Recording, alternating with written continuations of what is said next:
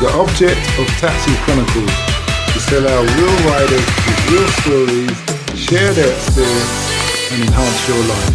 So sit back and enjoy the journey. Morning. Yes, we're back with another episode, another rider. Today we are honoured, and I say honoured to have a journalist in the house, because we all know journalists do not want to do a podcast for some reason in my taxi, but I've got one here.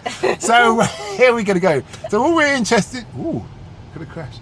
All we're interested into is hear what it's been like being a journalist, why you got into it, what motivates you, and just general everyday life. So nice to have you here, Emily. Hi, nice to be here. Thank you very much for having me in your cab. Okay, that's good. So why journalism? Well, I was always a nosy Parker, and I was known for it as a child. They called me the earwig. I was always listening. So it was either this or being like a private investigator. Mm-hmm. And basically it seemed like a better course in life. But I didn't really think I could ever get into it because I didn't know anyone who'd ever been a journalist. So I was just like, nah. When I came out of university, I worked in media for a while, worked in advertising, kind of jobbed around, and then I was like, do you know what? I'd really like to write. So I went back to night school and I did another qualification, and then I just started doing work experience. So it's a winding road. Okay. So you went to night school. Mm-hmm. You did a degree in night school? No, I did a degree at university in Manchester. I did an English degree, so it was sort of non-specific. And then I thought, I don't know how to get into journalism, so I'm going to do like a journalism diploma thing. Mm-hmm. And I went to a quite shonky night school in Clerkenwell, which I don't think is open anymore. And kind of the tutors told you about media law and stuff like that, and doing shorthand, and then we just got let out into the world to do our work experience. Really. Was it hard getting work experience? At that point there weren't so many rules around it. I think now it's a lot tighter because they obviously don't want to exploit kids in the same way, but I think at that point it was free and easy with taking 20-somethings that wanted to work for free for a month at a time. Was this the 90s? No, it was the kind of mid-noughties. Yeah, probably mid-noughties. Yeah, you're still aging me up. No, I was just wondering. 39. I don't think you're older than me, so you're not older than me, so there's no judgment here. Okay. So, what have you learned from your experience in the journalism that you wish you knew when you started? I think really, in terms of staying power, I have learned that you just need to kind of be switched on and keep having ideas, and you've got to really try to find balance of being annoying enough that people remember you and want to keep you around, but also not too annoying that they want to get rid of you. So there's a lot of kind of easing your way in. Mm-hmm. Also, I've always done entertainment journalism, which is really light-hearted and fluffy, so I'm not like a hard news journalist, so I think I probably wouldn't have survived very long had I been doing news. Okay. Did you choose that route?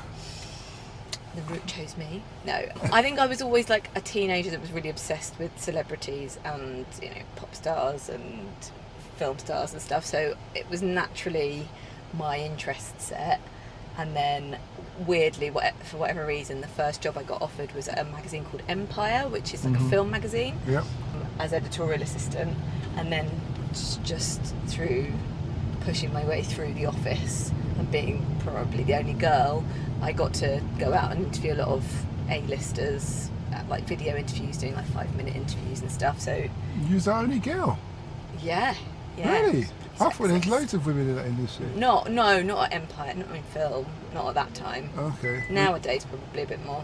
It's had a because there's loads of women actresses, isn't there? So of course, I mean, yes. So I'd have thought they would have. It's a pretty equally weighted industry, but at the same time, it's not an equally paid industry for film actors and actresses. But yeah, I mean, at that point, I think there was one other girl, but yeah, I got to do a lot of stuff. Okay. Who's the most famous person, or who's the most famous person? Let me start again. Who's the famous person who you found it hard to interview because you had a crush on them? Oh my God, loads of people. Okay! No, probably the most problematic interview I've done was not someone I fancied actually, but a lot of other people fancy him and very shouldn't fancy him anymore, is Johnny Depp.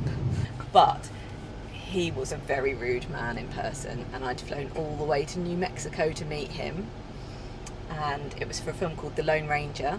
Okay. And he was very unprepared, very, very bemused about the whole situation. I had like 7 minutes and he wouldn't play ball, he wouldn't answer my questions, and he was just very, very rude. But Was he high at the time? I don't know, not necessarily. I didn't think he was like particularly off his face, but yeah, he was just Was sort that- of at that point he was a pretty acceptable face of, you know, Pirates of the Caribbean. Yeah. People thought he was kind of cool, and I was like, this guy's an arsehole. But you know what though, I would say Slandering him. Sorry, don't sue me. Yeah, when you say don't know my surname. when you say all that, yeah, I'm thinking not totally off his face in comparison to what Jack Sparrow, I mean, I don't know. Okay. In comparison to Keith Richards, who he bases himself on. Okay, it's interesting. But also on the same trip, I had a long sit down with his co-star, who was Armie Hammer, who I don't know if you've read anything about him or know anything about him, but recently he's been accused of being a cannibal. So I mean, that was a real fun trip for me, being trapped in a room with some scary guys that nobody really realised at the time. Okay. Okay. Everything's coming out the closet now, isn't it? Sure. Okay. So going back to the whole career thing, if you could do it all again, would you do it the same way? And if not, how would you change it? I mean, there's been things that have happened in my career that I've not loved, you know, things that have held me back, or decisions that I've made that are perhaps tricky, you know, in terms of the way my career's turned out. But pretty much I think it's been good. You know, I met my husband, he is also a journalist, and, you know, it's been the source of many of my friendships, and I've had some great times. I've helped change the law on the gender pay gap. I've written a book. So, I mean, it's given me lots of opportunities. Oh, yeah, my book, it's called Trying. It was out a few years ago when I was trying for a baby and failing. And it's a comedy about that phase of your life when it's not happening. Okay, trying. And it's working now. It's worked now. It's worked now, yeah. Because I'm on the way to the maternity unit. Second way. Okay, that's good. That's good. What would be your advice to a 16-year-old young lady who's just about to leave school but wants to become a journalist? I mean, get writing. Do as much writing as you can. Social media is the perfect place to make your way. I mean, I've got to say journalism is probably a bit of a dying industry, so in a way, just do your own thing on Instagram or TikTok or whatever. But there's so many places to just, you know, start the ball rolling on your own writing, and just keep interested, keep connected. If you're in a city, go to lots of things, go out at night, go to events, just try and be as present as you can. And if you feel like you're not confident enough, take your friend with you. It's a lot of getting yourself out there, and it isn't just about sitting in a corner and writing stuff down. So you know, you have to build your confidence up. You've been a great guest. We're Thanks coming very to the much. destination. My last question is, and it's quite a bit heavy, but it's not bad. Sure. You spoke about journalism being a dying industry. What do you see as the future of journalism? We spoke about people listen, the average age of 35 and under, they get it from social media. Yeah. They've kind of lost trust, Yeah. and they prefer things in snip bites. What do you think was the future of journalism? It's tricky because social media journalism, or you know, getting your news in those quadruple bites, is tricky because we think that we're getting broad knowledge from that, but actually your algorithms are very tailored, so you're getting a very slim point of view from that as well. So whilst people brand kind of mainstream media as being you know, really in one lane or another politically or whatever, it's all the same. Your social media is doing the same thing to you too. But I feel like podcasts are a great way of listening to longer form journalism. You know, I'm seeing great video journalism on TikTok. People are doing, you know, really great reports in those ways in short form. So you just have to root around and see what you find.